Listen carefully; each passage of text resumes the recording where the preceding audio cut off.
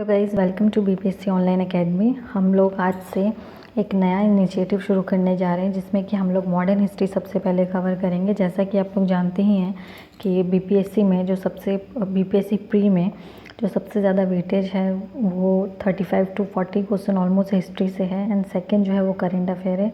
Current affair already जो sir है वो आपको करा रहे हैं और मेरा नाम काजल है। मैं आज से आपके लिए मॉडर्न हिस्ट्री लेके आई हूँ जो कि बिपिन चंद्रा का है। बिपिन चंद्रा में फैक्ट्स भी रहेगा।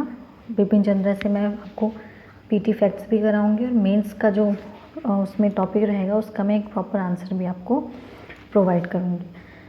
तो आज का जो पहला चैप्टर है बिपिन चंद्रा में ऑलमोस्ट 12 चैप्टर है इंग्लिश वाली बुक में मॉडर्न हिस्ट्री की, जिसमें जो पहला चैप्टर है वो डिक्लाइन ऑफ मुगल एम्पायर है। इसका आज हम लोग पार्ट 1 करेंगे और हम लोग एक वीक में एक चैप्टर को कंप्लीट करेंगे क्योंकि हमारे पास अभी इनफ टाइम है अच्छे से कंप्लीट करने के लिए। तो पीटी जो होगा वो ऑलमोस्ट अक्टूबर में दिया गया है, तो अच्छे से हम लोग इसको 1 वीक लेके चलेंगे ताकि हम अच्छे से इसको कवर कर सकें। तो चलिए हम स्टार्ट करते हैं।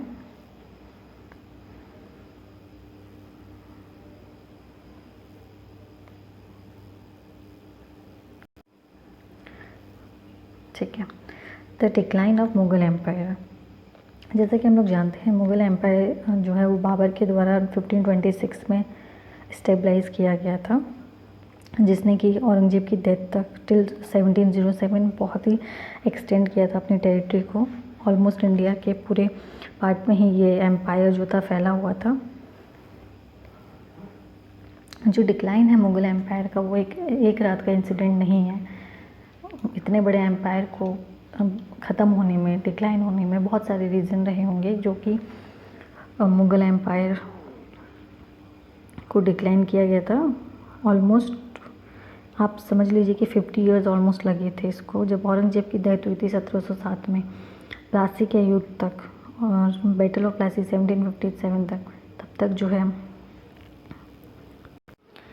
मुग़ल एम्पायर का जो डिक्लाइन था वो एक रात की बात तो थी नहीं। इतना बड़ा एम्पायर को डिक्लाइन होने में बहुत समय लगा था, मतलब बहुत धीरे धीरे उसका जो प्रोसेस रहा था और ऑलमोस्ट लगा लीजिए आप 50 साल लग गए थे उसके डिक्लाइन होने में। जब औरंगजेब की डेथ हुई थी तब तक हालात ठीक थे, लेकिन जब औरंगजेब की डेथ हो गई उसके बाद जो है वो धीरे धीरे जो इनकम्पिटेंट रूलर जो आए उन्होंने चीज़ों को ख़राब कर दिया और उस हालत में पहुँचा दिया कि जो मुग़ल एम्पायर जो इतना बड़ा वास्ट एम्पायर था उसका जो प्रेस्टीज था वो इरिवर्सिबल था। मतलब कुछ भी करके उसको आप दोबारा से आप रिवर्स नहीं कर सकते। वो प्रेस्टीज एंड जो पावर थी वो वापस नहीं आ सकी, और वो भी उसके द्वारा जिनको परमिशन खुद मुग़लों ने दी थी। और जैसा कि जानते कि जहांगीर के टाइम में ही सबसे पहले विलियम हॉकिंस आके फैक्ट्री के लिए परमिशन लिया था ट्रेड के लिए, और उन्होंने ही उनको मतलब डिक्लाइन का सबसे बड़ा जो रीज़न रहे थे वो ईस्ट इंडिया कंपनी रही थी।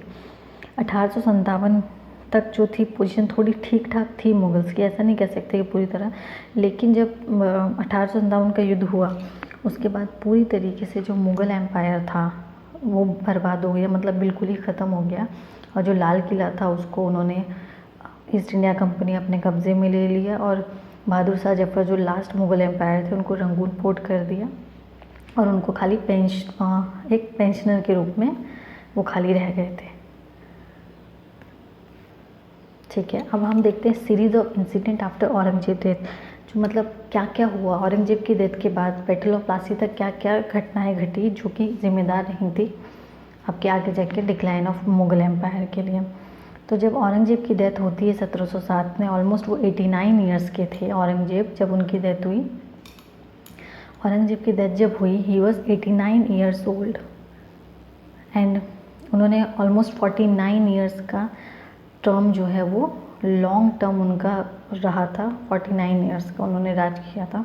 जब उनकी अचानक डेथ हुई वो कोई भी हायर नहीं था उनका, उन्होंने कोई भी हायर अनाउंस नहीं किया था जो कि, और मुग़लों में ऐसा कुछ था भी नहीं कि बड़ा बेटा ही राजा बनेगा या छोटा बेटा राजा बनेगा। बाकी जैसे हिंदू राजाओं में होता था कि बड़ा बेटा राजा बनेगा, लेकिन मुग़लों में ऐसा कोई प्रथा नहीं थी कि कौन राजा बनेगा नेक्स्ट। तो उसके जो 3 बेटे थे औरंगजेब के, बहादुर शाह 1 जिनका नाम था मुआज़्ज़म, दूसरा था Mohammad Azam Shah and the third one is Kam Bakhsh. तीनों में जो है वो लड़ाई हो गई पावर के लिए। इसमें जो है वो 65 ईयर ओल्ड बहादुर शाह 1, जिनका नाम मुअज़्ज़म था, वो जीते, जो कि बहुत ही डिग्निफाइड पर्सन थे, एबल पर्सन थे और लर्न पर्सन थे। हर मामले में बहुत अच्छे थे वो, और उन्होंने एक कॉम्प्रोमाइज़ एटीट्यूड अपनाया। मतलब उनके जो फादर थे औरंगज़ेब, उन्होंने जो गलतियाँ की थी उनको सुधारने की उन्होंने पूरी कोशिश की थी मुअज़्ज़म जी ने, बहादुर शाह 1 ने। उन्होंने बहुत सारी टॉलरेट नीतियाँ अपनाई। सबसे पहले उन्होंने हिंदू थे उनके प्रति टॉलरेट पॉलिसी अपनाई और हिंदू चीफ्स को एक अच्छा पोजीशन भी देने की कोशिश की। उनके समय में कोई टेम्पल का डिस्ट्रॉयमेंट नहीं हुआ था। अब राजपूत की बात की जाए तो राजपूत राजाओं को भी उन्होंने बहुत कोशिश की कि उनके साथ अपना रिलेशन जो औरंगज़ेब के टाइम में ख़राब हो गए थे उनको सुधारने की कोशिश की। ऑल्दो इन स्टार्टिंग शुरू में उन्होंने कंट्रोल करने की कोशिश की थी अम्बेर के राजा और मारवाड़ के राजा को। उन्होंने सबसे पहले ट्राई किया कि जो जयसिंह हैं उनको उन्होंने क्या किया, Vijay Singh as he replace Jaisingh with his brother. मतलब उन्होंने जयसिंह जो थे ऑलरेडी राजा थे अम्बेर के, उनको उसके छोटे भाई विजय सिंह से एक्सचेंज कर दिया, गद्दी पे चढ़ा दिया। और उन्होंने अजीत सिंह को भी ये कहा, फोर्स किया कि वो अपनी जो अथॉरिटी अपने आप को मुग़ल अथॉरिटी पे सबमिट कर दे। टुवर्ड्स मराठा के प्रति जो थी उनकी जो पॉलिसी थी वो पूरी तरीके से अकॉर्डिंग टू मराठा नहीं थी, क्योंकि मराठा जो चाहते थे कि दक्कन जो उनका पार्ट था, मराठा का पार्ट था, उसमें जो collection of revenue like sardeshmukhi जो 1/10 होता था लैंड रेवेन्यू का, और चौथ जो है वो 1/4 होता था एनुअल प्रोड्यूस का। ये दोनों का वो राइट मांगा था उन्होंने मुग़लों से। लेकिन देखिए मराठा के साथ तो शुरू से ही मुग़लों की अच्छी नहीं थी, चाहे वो औरंगज़ेब हो, चाहे वो अकबर हो, चाहे वो जहांगीर हो, किसी के टाइम में भी मराठा के साथ रिलेशंस अच्छे नहीं रहे थे मुग़ल के। लेकिन जो बहादुर शाह 1 थे उन्होंने बहुत कोशिश की थी कि उनके साथ जो रिलेशन है अपने उसको सुधारे जा सके, इसलिए उन्होंने सरदेशमुखी तो ग्रांट कर दिया था बट चौथ नहीं किया था। लेकिन जो चौथ ना करने की वजह से चीज़ें संभली नहीं, और उन्होंने साहू जो थे उनको मतलब जो नेक्स्ट रूलर बनने वाले थे उनको भी राइटफुल मराठा किंग का दर्जा नहीं दिया, जिसकी वजह से जो साहू थे और ताराबाई जो थी वो राजाराम 1 की एक्स वाइफ थी और शिवाजी की बहू थी। तो इन दोनों के बीच में लड़ाई हो गई, जिसकी वजह से डेक्कन में शांति नहीं रही, और शांति ना रहने की वजह से जो शांति ना रहने की वजह थी वो मुगल्स थे। अगर वो चौथ और सरदेशमुखी दोनों अलाउ करते थे और साहू को एक राजा के रूप में एक्सेप्ट कर लेते तो इतनी चीज़ें होती ही नहीं, और मराठा के साथ भी उनके जो रिलेशन थे वो अच्छे बने रहते। तो हम आगे देखते हैं टुवर्ड्स सिख। देखिए सिक्स के साथ तो मतलब 36 का आंकड़ा रहा है मुग़लों का हमेशा से ही, लेकिन उन्होंने उतनी कोशिश नहीं करी थी जितनी मतलब बहादुर शाह ने बाकी सबके साथ तो कोशिश करी कि रिलेशन को वो कम किया, अच्छा सुधारा जा सके। लेकिन इनके साथ भी कोशिश उन्होंने इनके साथ भी की कि चीज़ों को सुधारा जा सके। इन्होंने क्या किया, गुरु गोविंद सिंह को जो 10th गुरु थे उनको मनसब देने की बात करी थी, हाई रैंक। लेकिन इसी बीच में जो है गुरु गोविंद सिंह की डेथ में 7 अक्टूबर 1710 में गुरु गोविंद सिंह की डेथ हो जाती है। तो उनकी डेथ के साथ ही सारी चीज़ें दोबारा से ख़राब हो जाती है। और सिक्स के साथ जो बंदा बहादुर थे, गुरु गोविंद सिंह के जो डिसिबल थे, उन्होंने क्या किया, राइवलरी को कंटिन्यू रखा उनके साथ में। तो जब सिक्स जो थे वो रिवॉल्ट पे आ गए तो मुग़लों ने भी क्या किया, मुग़लों ने भी पूरी तरीके से फिर रिवॉल्ट स्टार्ट कर दिया। और लोहगढ़ जो फोर्ट था वो दिल्ली के पास हुआ करता था, जो कि गुरु गोविंद सिंह ने बनाया था, उसको कैप्चर कर लिया। लेकिन इस समय में क्या थी कि जो आर्मी थी मुग़ल की वो इतनी स्ट्रांग नहीं थी, क्योंकि औरंगज़ेब के बाद जो चीज़ें थी वो बहुत डाउन होना शुरू हो गई थी। तो उसके बाद जो राजा थे उन्होंने इतना ध्यान दिया नहीं था, मतलब चीज़ें थोड़ी सी डाउन हो गई थी बहादुर शाह के 1 के टाइम में। और सिक्स जो थे वो शुरू से हमेशा से ही विक्टोरियस रहे हैं, बहुत पावरफुल रहे हैं, तो जीत नहीं पाए उनके आगे। उस टाइम तो उन्होंने कवर कर लिया था, जीत लिया था मुग़लों ने। लेकिन 1712 में बंदा बहादुर की लीडरशिप के अंदर लोहगढ़ को दोबारा से रिस्टोर कर लिया सिख के द्वारा। और सिक्स के अगेंस्ट मुग़लों का साथ दिया था बुंदेला चीफ छत्रसाल ने और जाट चीफ चूड़ामण ने, जो कि लॉयल रहे थे मुग़लों के साथ। उनका बहुत पुराना रिलेशन भी रहा था। यही जो थे थोड़ा लॉयल रहे थे, बाकी तो सब ऐसे ही थे। लेकिन बहादुर शाह 1 में भी थोड़ी सी कमी मानिए या अच्छाई थी, लेकिन उस टाइम मुग़ल एम्पायर के लिए एक कमी साबित हुई। उनका जो उदार नेचर था, मतलब देने की जो प्रकृति थी बहादुर शाह 1 की, वो क्या करते थे, मतलब ग्रांट्स दे देते थे, दान बहुत ज़्यादा दे देते थे और जागीर जो है वो दे देते थे, जिससे जो है फाइनेंस जो था स्टेट का वो और कमज़ोर हो गया। और 13 करोड़ का उस समय में ट्रेजर जो है वो एग्जॉस्ट हो गया था। मतलब छोटे से स्पैन में बहादुर शाह 1 के 13 करोड़ की ट्रेजरी जो है वो ख़त्म हो चुकी थी। इसके बावजूद भी जो है despite of all this he was trying to find a solution to restore the condition of Mughal empire. इन सब चीज़ों के बावजूद सब उन्होंने पूरी कोशिश करी थी और कर रहे थे वो कि मुग़ल एम्पायर को दोबारा से रिस्टोर किया जा सके।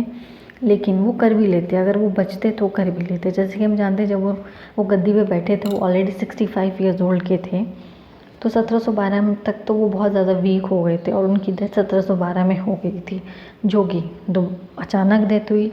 उन्होंने भी अपना कोई हायर नहीं किया था, जिसकी वजह से दोबारा से सिविल वॉर में मुग़ल एम्पायर चला गया था। और इस टाइम जो बहादुर शाह 1 था, उनका खुद का बेटा जो कि इतना काबिल नहीं था, जहांगीर शाह था, वो जो है राजा बन जाता है। किसकी मदद से? तो जुल्फ़िकार खान नुसरत जंग उस टाइम के बहुत ही एबल नॉबल थे, उसकी मदद से ये जुल्फ़िकार खान जो है वो जहांगीर शाह को गद्दी पे बिठा देते हैं। जहांगीर शाह जो था वो बहुत कमज़ोर राजा था और मैनरलेस था, मैनर बिल्कुल भी नहीं थी उसमें, और वो सिर्फ अपनी प्लेजर और लग्जरी के लिए ही जीता था। उसको एडमिनिस्ट्रेशन से कोई मतलब नहीं था। जो प्रैक्टिकली एडमिनिस्ट्रेशन था वो जुल्फ़िकार खान के हाथ में था, जो कि उस टाइम वज़ीर बन चुका था जहांगीर शाह का। और जुल्फ़िकार खान जो थे वो बहुत ही सुलझे हुए आदमी थे, बहुत ही लर्न पर्सन थे। ऑब्वियस सी बात है, उस टाइम उन्होंने जहांगीर शाह को जब गद्दी पे बिठाया तो उनमें तो कुछ बात तो रही होगी। तो उनका मानना ये था कि हम अगर राजपूत, मराठा और हिंदू चीफ्स को अगर उनके साथ लेके नहीं चलेंगे तो हम जुल्फ़िकार खान खुद अपनी पोजीशन नहीं बचा पाएंगे एम्पायर के अंदर। अगर वो एम्पायर में अपनी पोजीशन नहीं बचा पाएंगे तो वो एम्पायर को भी नहीं बचा पाएंगे, क्योंकि जहांगीर शाह जो थे वो ऑलरेडी लग्जरी के पीछे भागने वाले राजा थे। एडमिनिस्ट्रेशन में वो कुछ ध्यान नहीं दे रहे थे। लेकिन वो डायरेक्टली जुल्फ़िकार खान भी रूल नहीं कर सकते थे, क्योंकि एक तो वो आउटसाइडर थे, प्लस वो मुग़लों के एंसेस्टर भी नहीं थे, उनमें मतलब एंसेस्टर भी नहीं थे, मतलब उनमें उनकी फैमिली से भी नहीं थे, तो डायरेक्ट रूल नहीं कर सकते। इसलिए उनको कोई ना कोई मुग़ल फेस चाहिए था रूल करने के लिए, तो उन्होंने जहांगीर शाह को ही चुना।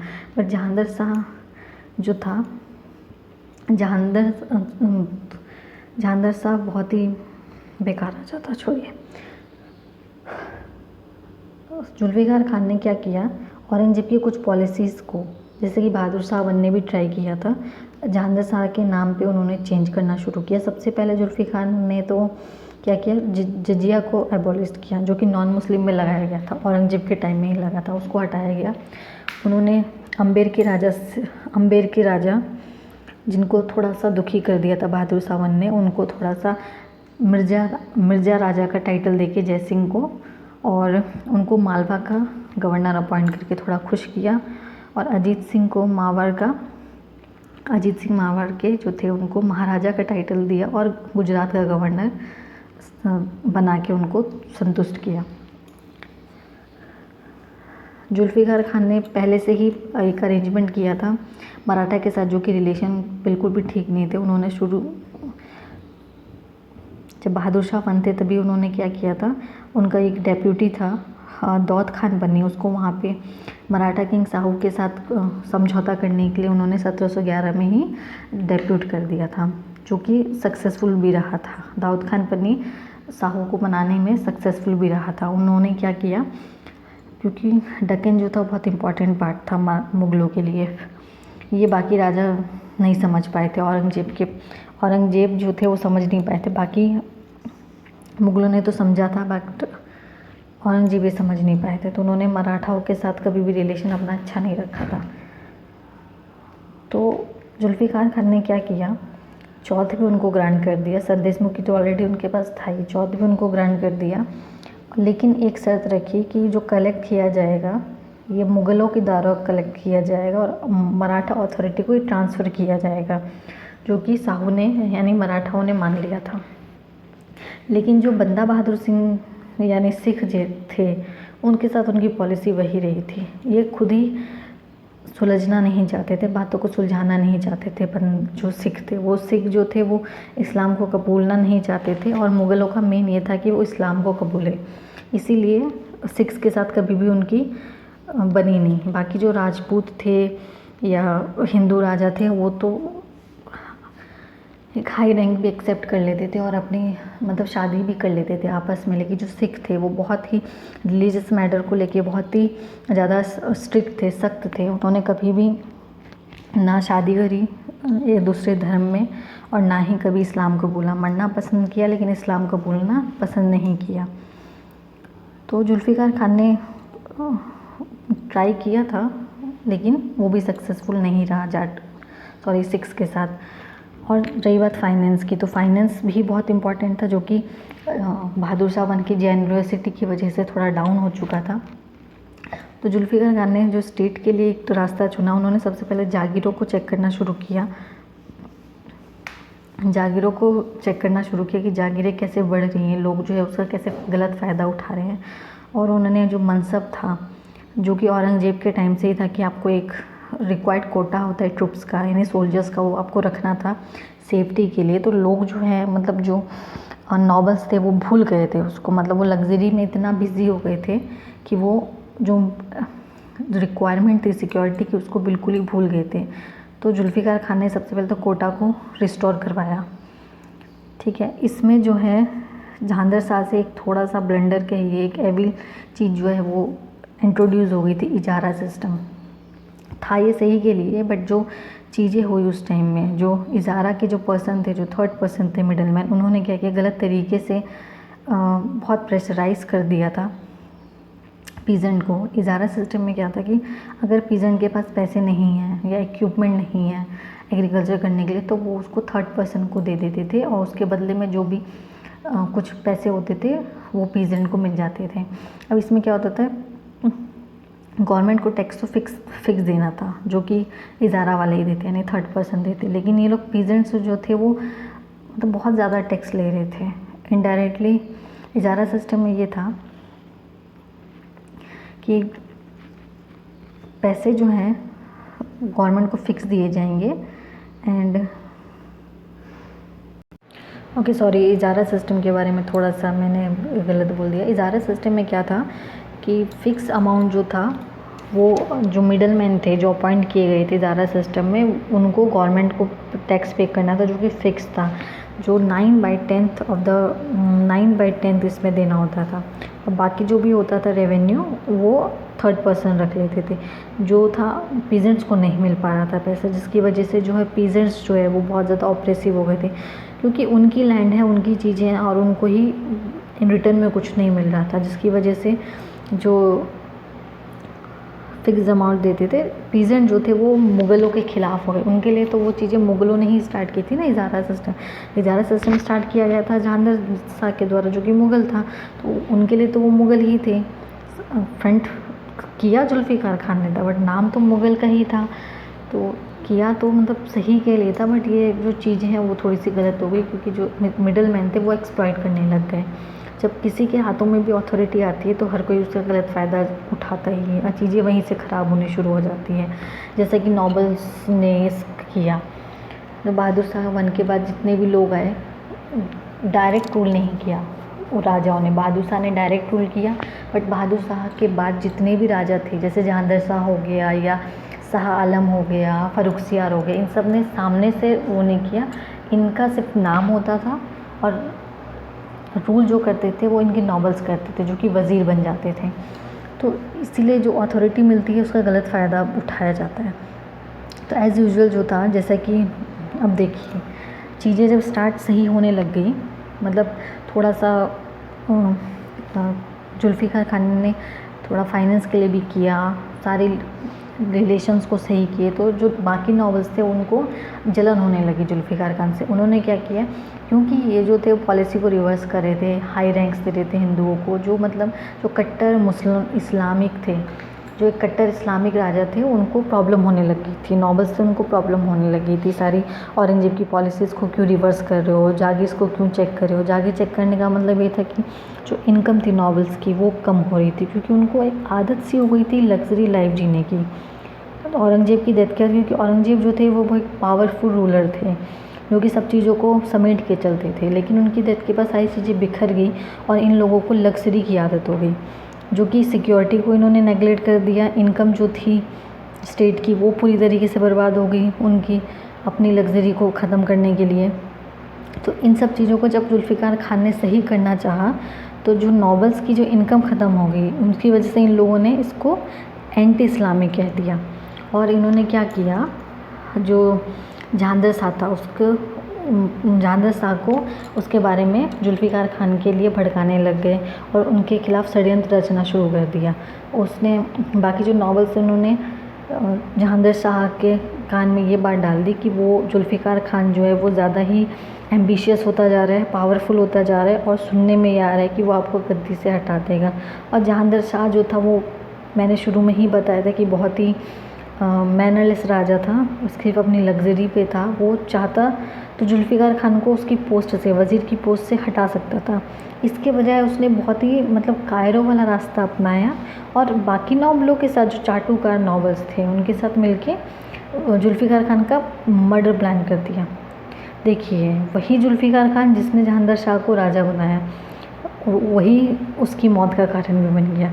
और फाइनली जो है, मतलब सोचिए, ग्रेट नोबल जो था वो एम्पायर को बहुत अच्छे से संभाल रहा था और आगे जाके उसको संभाल भी लेता, लेकिन कुछ नॉवलों की जो नॉवेल्स थे उनकी लालच की वजह से और एक बेकार राजा जहांगीर शाह की वजह से इतना अच्छे नॉवल की डेथ हो गई। और कॉन्स्पिरेसी थी, एलिफेंट ट्रूप्स के नाम पे उसको मार दिया गया, मतलब एलिफेंटों के झुंड से उसको मरवा दिया गया। 11 फरवरी 1713 को जुल्फ़िकार खान की डेथ हो जाती है, मतलब मार दिया जाता है, ही वॉज मर्डर्ड। ठीक है, लेकिन जहांगीर शाह जो था वो ज़्यादा दिन गद्दी पे रह नहीं पाया, क्योंकि उसके जो जब होता है ना कि एक आपके पीछे जो सपोर्ट करने वाला होता है, जब वही चला जाता है तो आप खुद कमज़ोर हो जाते हैं। ऐसा ही जहांगीर शाह के साथ हुआ। जब जुल्फ़िकार खान को मार दिया गया तो जहांगीर शाह तो वैसे भी कमज़ोर था, तो उसका फ़ायदा उसके खुद के भतीजे ने उठाया जिसका नाम फ़र्रुखसियार था। और जो अदर नॉवल थे लाइक सैयद ब्रदर्स, उन्होंने क्या किया, फ़र्रुखसियार को राजा बना दिया। सैयद ब्रदर्स को हिस्ट्री में किंग मेकर्स कहा जाता है। सैयद ब्रदर्स जो थे उनमें से 2 भाई थे, जिनमें एक का नाम था अब्दुल्ला खान और एक का नाम था हुसैन अली खान बारा। जो अब्दुल्ला खान थे वो वज़ीर थे और हुसैन अली खान जो थे वो मीर बख्शी थे, मतलब थे नहीं। जब फ़र्रुखसियार को राजा बनाया इन लोगों ने, तभी इन्होंने अपने आप को वज़ीर बनाया और हुसैन अली खान को मीर बख्शी बनाया, जो कि दोनों जो थी वो मुग़लों में बहुत ही पावरफुल पोस्ट मानी जाती है। तो अभी तक का लेक्चर फ़र्रुखसियार तक ही रखते हैं हम लोग। अब हम अगली क्लास में मिलेंगे तो फ़र्रुखसियार के बाद का जो चैप्टर, जो टॉपिक है वो स्टार्ट करेंगे। थोड़ा सा जो ये सारा जो है वो पीटी फैक्ट के लिए आपको इम्पॉर्टेंट रहेगा और मेंस के लिए क्वेश्चन इस चैप्टर में से मेंस के लिए एक ही क्वेश्चन बनता है जो पेपर 1 में हो सकता है, आ सकता है, और जिनका ऑप्शनल हिस्ट्री है उनके लिए काम देगा। कॉजेस और the factors which are responsible for the decline of the Mughal. तो ये जो है वो जो लास्ट क्लास होगी उसमें मैं डिस्कस करूँगी और इस चैप्टर से रिलेटेड जो भी बाकी पीटी फैक्ट्स बच जाएंगे, मतलब ये पहले ये बुक का ख़त्म कर लेंगे चैप्टर नंबर 1, उसके बाद जो और कहीं से भी मुझे पीटी फैक्ट्स मिलेंगे इस चैप्टर से रिलेटेड तो मैं लास्ट वाले डे में ऐड कर दूँगी, जिससे आपके लिए रिवीजन करने में भी ईजी होगा और पीटी में इस चैप्टर से एटलीस्ट एक भी क्वेश्चन नहीं छूटेगा, ना ही प्री में ना ही मेंस में। तो ऐसे सपोर्ट कीजिए। कुछ पहली क्लास थी मेरी, अगर कुछ गलती हो जाए तो प्लीज़ माफ़ कीजिएगा, उस गलती को सुधारने की कोशिश की जाएगी नेक्स्ट क्लास में। और ऐसे ही सपोर्ट करते रहिए, देखते रहिए और 67 बीपीएससी के लिए जम के पढ़िए। Thank you so much. Channel को सब्सक्राइब कीजिए एंड प्लीज़ शेयर कीजिएगा। Thank you for watching BPSC online academy. घर में रहिए, सुरक्षित रहिए, क्योंकि जैसे कि कोविड केस बढ़ते जा रहे हैं, तो घर में रह के अच्छे से पढ़ाई कीजिए और अपने आसपास लोगों का ध्यान रखिए। Thank you so much. Bye bye.